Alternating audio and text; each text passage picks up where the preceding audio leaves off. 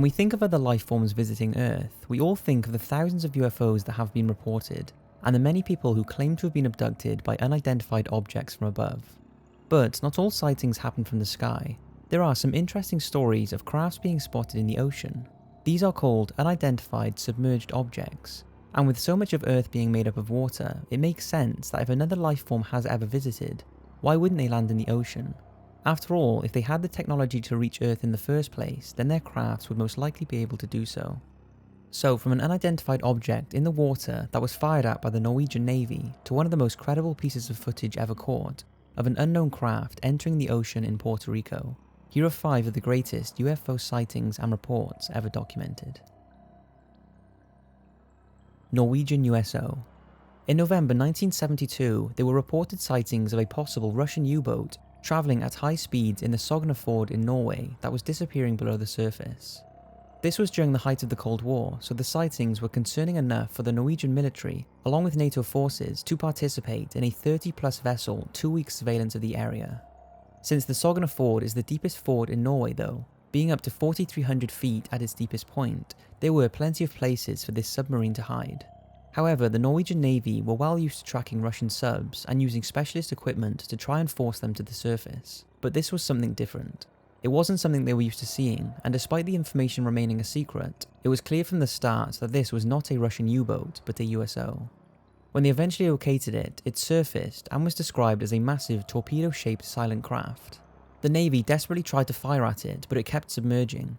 They even tried depth charges, but nothing was stopping it. In the end, they decided to block off the ford to force the craft into shallow water. 10 days later, the craft was seen heading towards the southern tip of the ford. Then 15 minutes later, it was spotted again by 5 police officers further down on a small island. If this was the same craft, which is presumed it was, it would have had to have been travelling at 124 miles per hour. With the technology at that time, no submarine was capable of anywhere near that speed.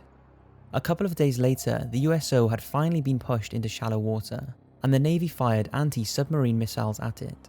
These were capable of causing a huge amount of damage, however, this craft carried on completely unscathed.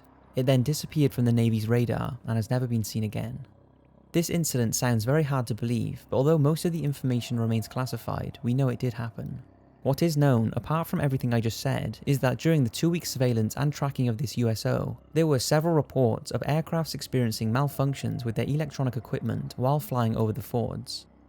Whatever was in that water in 1972 was not something the Norwegian Navy had come across before, and judging by their reaction, they recognised that this was not just a Russian sub, but something that even to this day is unexplained.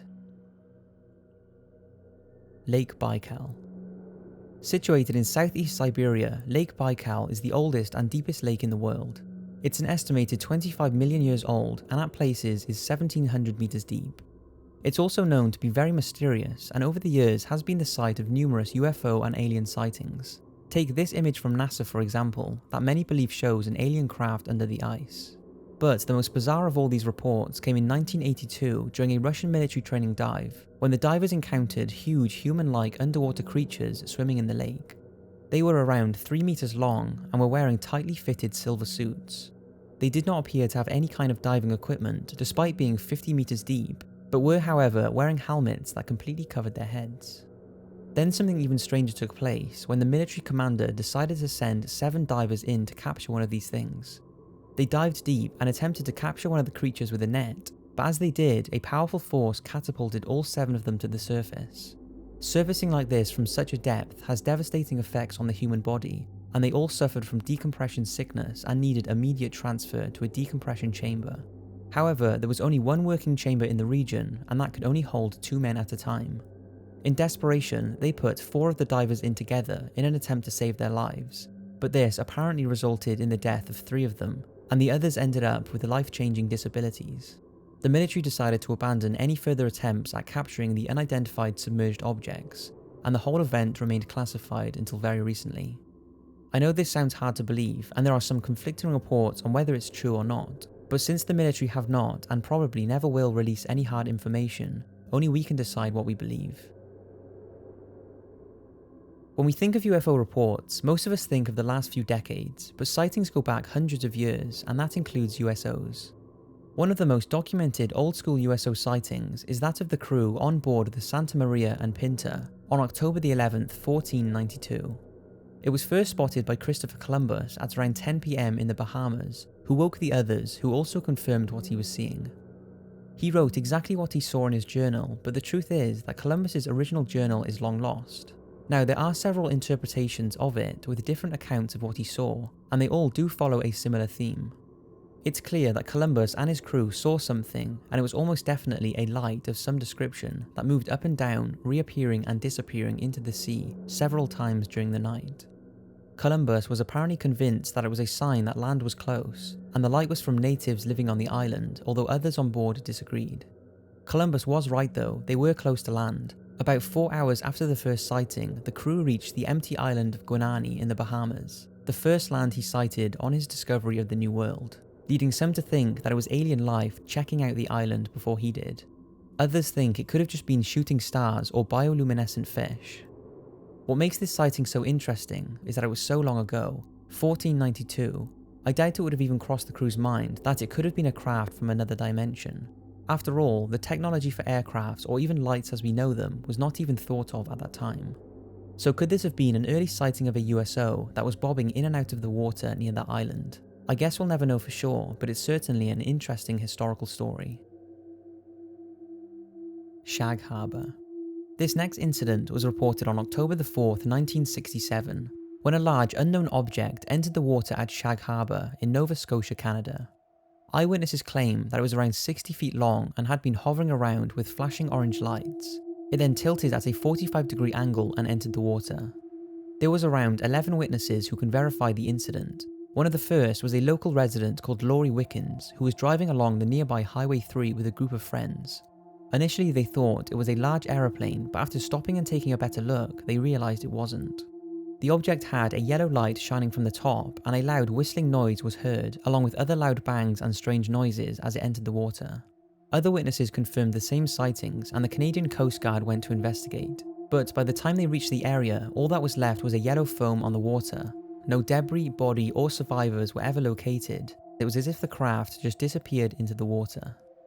The next day it was confirmed that no private, commercial, or military aircraft was missing, and a team of divers were assembled who searched the harbour for 3 days, but there was no trace of anything, so the search was called off. However, it's long been speculated that there was a second, far bigger search conducted involving US and Canadian ships that carried on for much longer. This thought was strengthened when one of the military divers involved in the search spoke anonymously in an interview, and claimed that after entering the water in the harbour, the object travelled underwater up the coast, stopping near Shelburne, where it was joined by another unidentified craft. He also claims that the objects were not from planet Earth. So what happened next? Well, it seems attempts to recover the craft were finally abandoned when a Russian U-boat was spotted entering Allied waters in the north, and operations were diverted to this. By this time, the unknown crafts had apparently departed and were seen in the sky on October the 11th. There are no official documents of this second recovery effort, prompting the belief that some kind of cover-up was going on. One thing is for sure, this incident did happen, as it's filed in the Canadian government's documents as an unidentified flying object, but where they came from and where they went is a mystery. Homeland security footage. This USO sighting actually comes with some interesting footage, making it the most convincing in this video. It was recorded in April 2013 at the Rafael Hernandez Airport in Puerto Rico, and was tracked by a thermal imaging camera on board a turboprop DHC-8 aircraft by crew from US Customs and Border Control. The unidentified object appears to be travelling at great speed over land before plunging into the ocean and then re-emerging. By the end of the footage, the object appears to have either split in two or been joined by another craft. Sounds hard to believe, but take a look.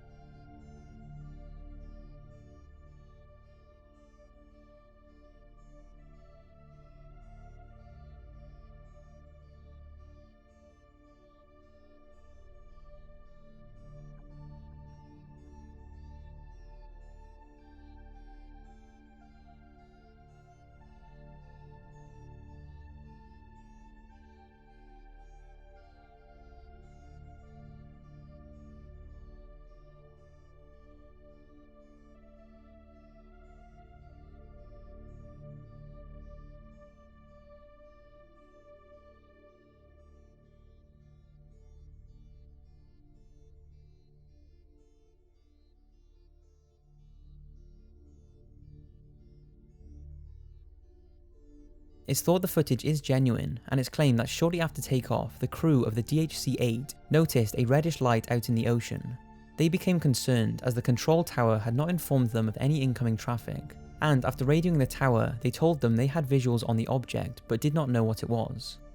As it approached the DHC-8, its lights turned off, although it was still being tracked by the plane's thermal imaging equipment and the tower's radar.